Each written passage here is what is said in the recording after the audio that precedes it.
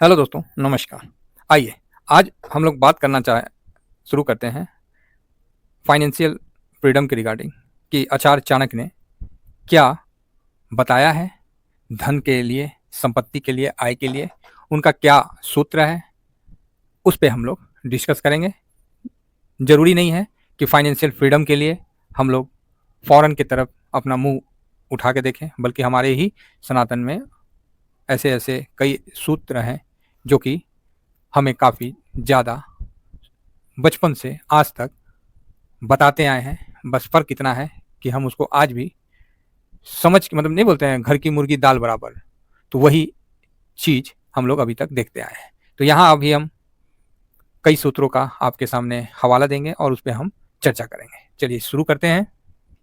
और हम इसके बारे में इसलिए जानना चाहेंगे कि हम लोग के पास जो पैसा का फ्लो है वो बढ़ता ही चला जाए, आप रहें या ना रहें, दरिद्रता कभी आपके समक्ष भटक ना सके। ठीक है। अधनस्य बुद्धिर्न विद्यते, अर्थात इसका मतलब यह है कि वह इंसान जिसके पास पैसा नहीं है, वह इंसान जिसके पास पैसे की कमी हमेशा बनी रहती है, वैसा इंसान जो हमेशा पैसे के बारे में सोचता रहता है। अर्थात हम कर्म करते हैं तब हमें पैसे की प्राप्ति होती है, और दो कर्म के बीच के जो समय है उसको हम जिंदगी कहते हैं।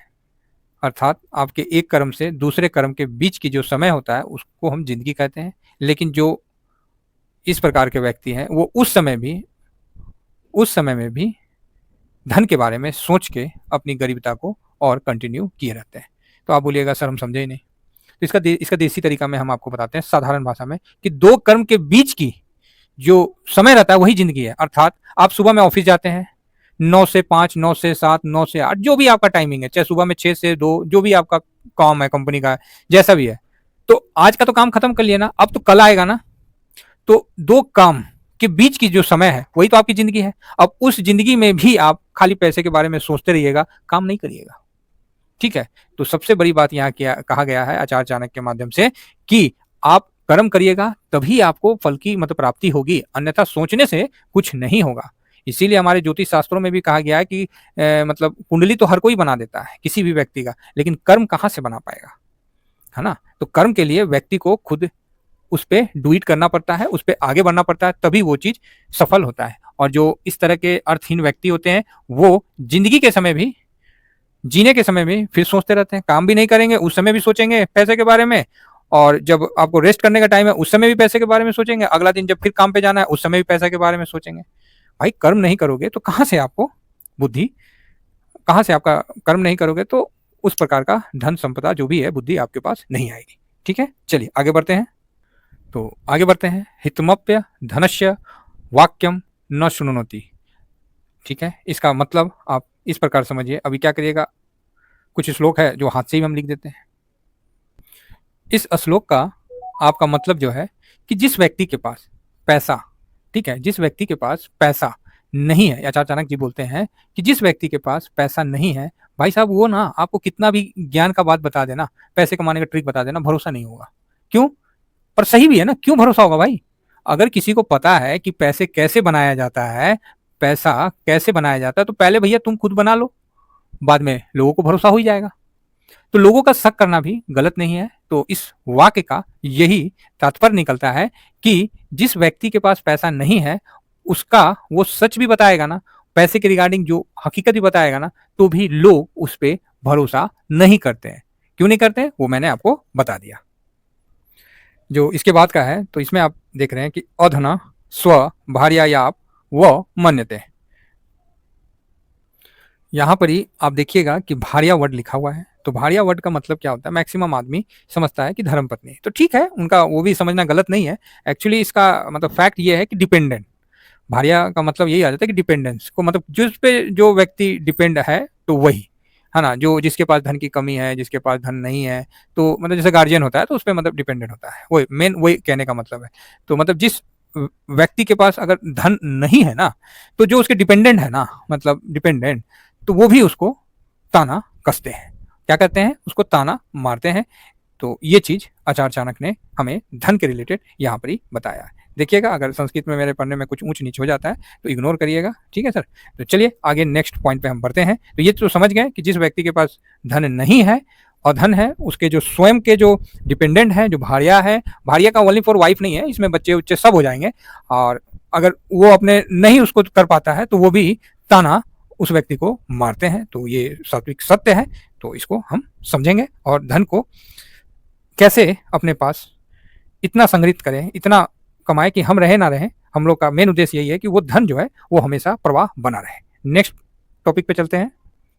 नेक्स्ट हम लोग आते हैं पुष्पहीनम सहकर्मणि नोपासते भमरा, अर्थात आपने ये चीज़ देखा है कि जो पुष्प है अगर वो सुगंध नहीं है, मतलब पुष्प है और उसमें गंध नहीं है, सुगंध नहीं है, तो उसके ऊपर भमरा जो नहीं होता है ब्लैक कलर वाले, वो भी उसके पास नहीं भटकते हैं। अर्थात कहने का ये मतलब है कि जब व्यक्ति के पास पैसा रहता है ना, तो उसको आस पड़ोस सब चाहने वाले उसके सामने चिपक जाते हैं, ऐसा कि उससे बड़ा कोई उसके चाहने वाला नहीं है। जिस तरह पुष्प में जब तक रस रहता है तो भमरा उसके ना अंदर में एकदम घुस के ऐसा लगता है कि वो पार्ट ऑफ फ्लावर है, उस तरह उसके अंदर घुस जाता है। तो उसी तरह आप भी देखिएगा कि आपकी जिंदगी में जब तक पैसा है तब तक क्या है कि आपको जो चाहने वाले ऐसे हो जाएंगे ना कि आपको खुद नहीं लगेगा कि अरे भाई हम अपने आप को चाहते हैं कि ये हमसे ज़्यादा चाहता है।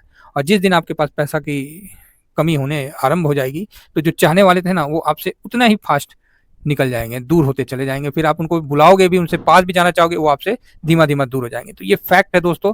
इसीलिए धन की जो हम लोग की मानसिकता है उसको हम लोग को बराबर बरकरार करके चलना है। और इसी में आप लोग एक बहुत प्रचलित कहावत सुने होंगे कि हम लोग का मतलब क्या, सब पूरे हिंदुस्तान में ये कहा जाता है कि खाली आए थे खाली जाना है, तो फिर इतना ज़्यादा क्यों पागलपंती करना है पैसे के लिए, कोई हमको थोड़ी सीने पे लेके जाना है, ठीक है। तो इसके लिए हम एक चीज़ कहेंगे, इसमें आचार्य चाणक्य ने तो इसके लिए कुछ नहीं कहा है क्योंकि ये लोकोक्ति तो अभी की है। तो इसके लिए मैं यही कहूँगा कि माता लक्ष्मी, इसी बात पे उनका कहना है, जो हम लोग का विचार है कि वो बोलती है कि ये बात तो सही है कि आप आए हो आप चले जाओगे, और ना मैं आपके साथ आई थी ना मैं आपके साथ जाऊंगी, ये वास्तविकता में सही है। लेकिन उन्होंने एक चीज़ कहा है कि ये आने और जाने के प्रक्रिया के बीच में जो समय व्यतीत करिएगा उसका नाम जिंदगी है, उसका नाम जीवन है। और उस जीवन में अगर मैं आपके पास रहूंगी तो पूरे समाज में आपको ऊपर उठा के रखूंगी। जब तक मैं आपके पास हूँ आपके सारे भाई बंधु आपसे बिल्कुल हम मतलब मिलनसार रहेंगे और चाहने वाले रहेंगे। और जब तक आप जीवित रहिएगा समाज में उच्च पद को हासिल करके रहिएगा। ये लक्ष्मी का पावर है, ठीक है। चलिए नेक्स्ट सूत्र की तरफ हम चलते हैं। तो इसका मतलब समझ गए कि भैया पैसा खत्म, तो मतलब जो चाहने वाले हैं वो सब खत्म। नेक्स्ट सूत्र की तरफ आगे बढ़ते हैं और नेक्स्ट सूत्र आता है कि अर्थवान सर्वलोकस्य बहुमत, अर्थात जिनके पास पैसा, जबरदस्त पैसा, जिनके पास फ्लो, जबरदस्त फ्लो, लबालब भरा हुआ है, मतलब वहां कमी नहीं है पैसों की, वो कहीं भी चल जाए ना भैया उनका तो मतलब इज्जत ही होगा, उनका ख्याति ही होगा, उनका नाम ही होगा और उनका सम्मान ही होगा। तो ये भी बात आचार्य चाणक्य ने लक्ष्मी के रिगार्डिंग बिल्कुल स्पष्ट कहा है कि जिसके पास लक्ष्मी कूट कूट के भरी है, जिसके पास आय का कोई कमी नहीं है, वो व्यक्ति कहीं भी चला जाए उसका सम्मान होगा और उसके द्वारा जो भी वर्ड कहे गए हैं वो मान्य होगा। चाहे वो किसी भी स्थान में, किसी भी भूलोक के किसी भी स्थान में चला जाए, उनको वहां सम्मान की प्राप्ति होगी। इसके विपरीत जिसके पास कुछो नहीं है, ठन गोपाल है, वो कितनों जाके कुछ बता दे, साक्षात बता दे, समझ रहे हैं, फिर भी लोग उसको नहीं सम्मान देंगे। समझ रहे हैं, वो कुछ भी बोलता रहे, वो तो बोला है ऐसी बोल रहा है, बिल्कुल सम्मान नहीं मिलेगा, ठीक है। इसीलिए धन का होना हमारे जीवन में बहुत ही मूल्यवान है। नेक्स्ट, विरूपो अर्थवान शोरूपा, अर्थात वो व्यक्ति जिसके पास लबालब पैसा भरा हो, पैसा ऐसा हो जो कि मतलब खत्म करने से भी दूर दूर तक खत्म होने का नाम नहीं हो। जिस तरह समुद्र से आप कितना पानी निकाल लीजिएगा, एक बाल्टी, दो बाल्टी, एक टैंकर, दो टैंकर, उससे समुद्र खत्म हो जाएगा।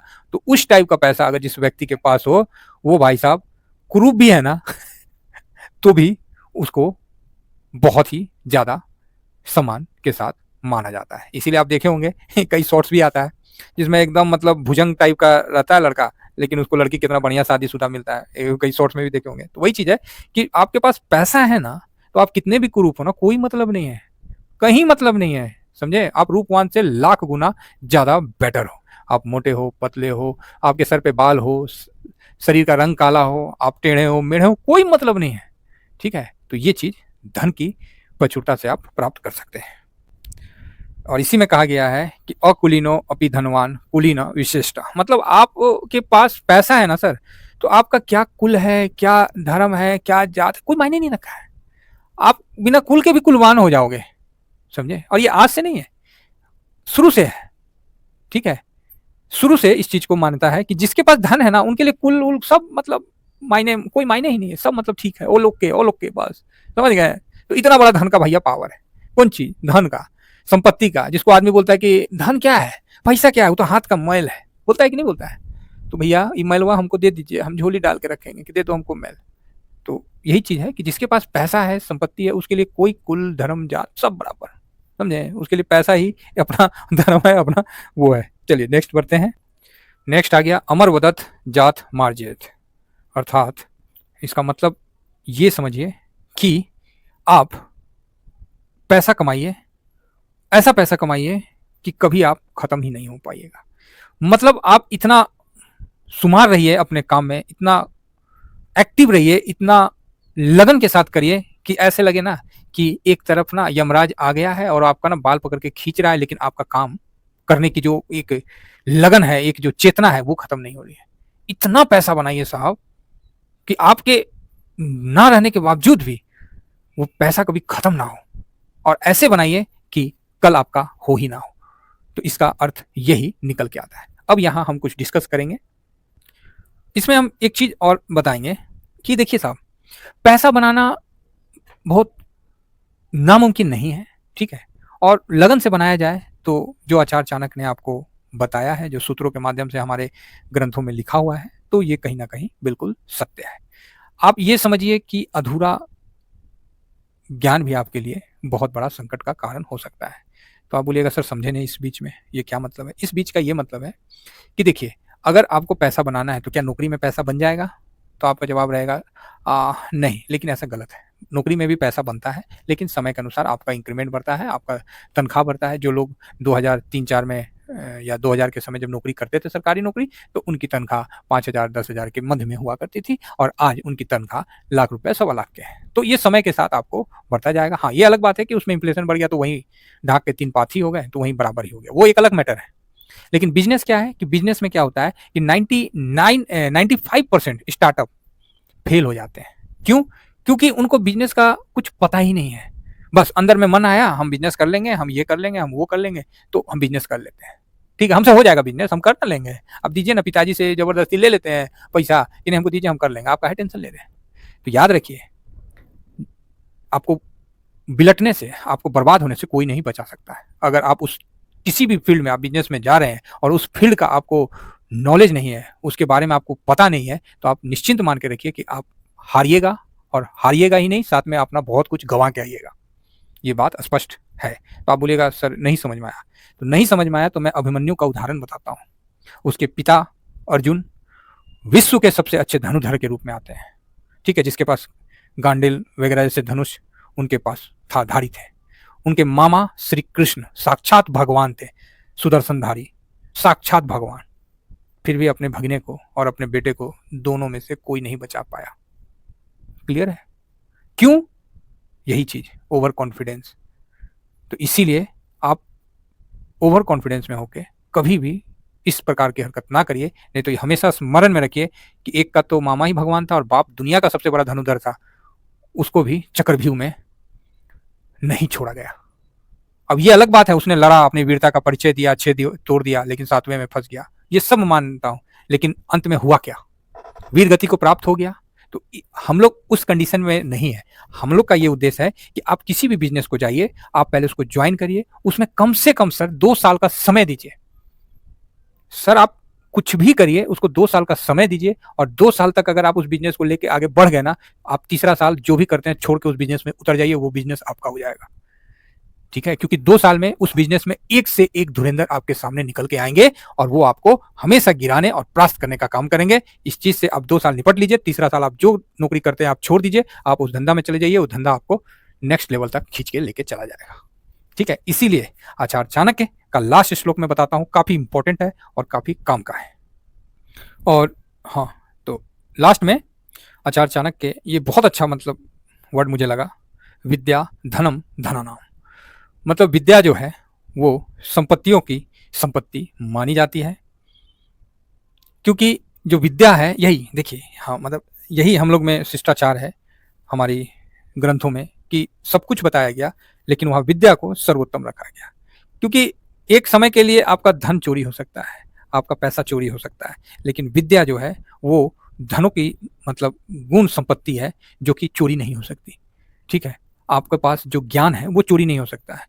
इसीलिए कहा गया है कि कोई अमीर आदमी के सारे पैसे ले लिया जाए, मान लीजिए अंबानी साहब या अडानी साहब, जो भी आज के टाइम में अमीर आदमी जिसको आप समझते हैं अथाह पैसे वाले लोग, उनसे सारा पैसा ले लीजिए और उनको छोड़ दीजिए। देखिएगा 2 साल बाद वो वापस वहीं पहुंच जाएंगे, क्योंकि उन्होंने पैसा बनाना सीखा है, उनके पास वो विद्या है और वो वापस से उस स्टेटस को हासिल कर लेंगे। तो ये बहुत ही अच्छी बात कही है कि विद्या धनम धनानाम।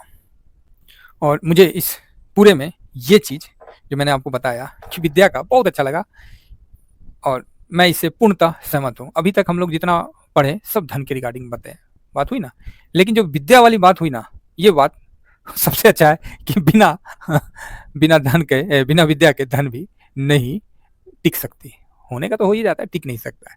तो इसीलिए आपको अमीर व्यक्ति का भी बता दिए कि अगर उनको सब कुछ कर ले फिर भी वो अमीर हो जाएंगे। दूसरा, अगर आप में किसी प्रकार का खास विद्या है तो आप ना कितना बना लोगे ना साहब, वो आप सोच नहीं सकते। कितना कर लोगे आप सोच नहीं सकते, इतना कर लोगे कि कभी खत्म नहीं कर पाओ। आप में कोई विद्या है ना जो आप में ही है, तो आपके लिए कंपनी कोई मायने नहीं रखती है। आप एक कंपनी छोड़ोगे दूसरी कंपनी ज्वाइन कर लोगे। इसीलिए आपने देखा होगा जो अच्छे सीईओ होते हैं, अच्छे लोग होते हैं जिनके पास एक अलग तरह का टैलेंट होता है, वो कंपनी छोड़ते हैं रातों रात उनकी दूसरी कंपनी में ज्वाइनिंग भी हो जाती है और बल्कि उसे अपग्रेड में हो जाती है। तो ये आचार्य चाणक्य का मुझे बहुत अच्छा लगा कि बिना विद्या का धन मतलब रुकेगा ही नहीं और धन आपके पास होगा ही नहीं, और विद्या सभी धनों में सर्वश्रेष्ठ है। ये उनका बिल्कुल सही कहना था। और ये जितने भी सूत्र हैं और भी सूत्र हैं तो मैं और भी कोशिश करूंगा। देखिए मैं उतना अच्छा डिफाइन तो नहीं कर पाया, लेकिन जितना हो सका मैं यथासंभव कोशिश किया हूँ और इसमें मैं आगे बढ़ने की कोशिश करूंगा।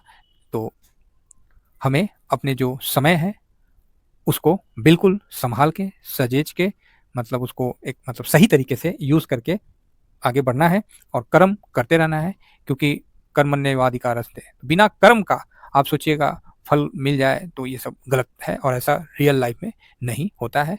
और इतना ही कहकर फिलहाल मैं अपने वाणी को विराम देता हूँ। Thank you very much. जय हिंद, जय भारत।